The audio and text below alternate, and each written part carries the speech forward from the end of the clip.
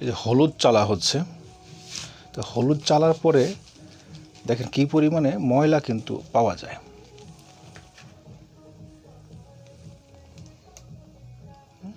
এই হচ্ছে হলুদ চালার পরে, আর হলুদ এই যে এটা হলো ফ্রেশ গুঁড়া হলুদ, এইটুক চালার পরে এই ময়লাটুক পাওয়া গেছে, এই যে ময়লা, এই যে এইটুক কেজি 1.5 বা 2 চালার পরে এইটুক পাওয়া গেছে।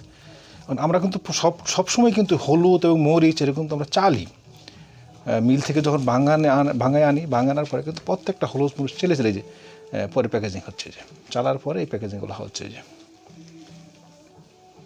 তো আমাদের কাছে আপনারা এই ফ্রেশ জিনিসটাই কিন্তু আমাদের কাছ থেকে কিনতে পারেন। যারা আমাদের কাছে নিয়মিত খান তারা জানেন, যারা জানেন না দেখেন এই যে আমরা সবসময় চেষ্টা করি মালটা এইভাবে চালার পরে প্যাকেজিং করার জন্য। একটি সুতা বা একটি চুল পরিমাণ যেন কোনো ময়লা না থাকে সেরকম প্যাকেজটা আমরা করি। দেখেন এই মোটাকে ফাঁকে ফেলাই দেওয়া হবে, এই জিনিসটা প্যাকেজিং করা হবে। ওকে, তো আমাদের যারা আছেন কাস্টমার স্বাস্থ্য সচেতন, তারা কিন্তু এই জিনিসটা আমাদের কাছে সুন্দরভাবে গ্রহণ করতে পারেন। ওকে, আসসালামু আলাইকুম।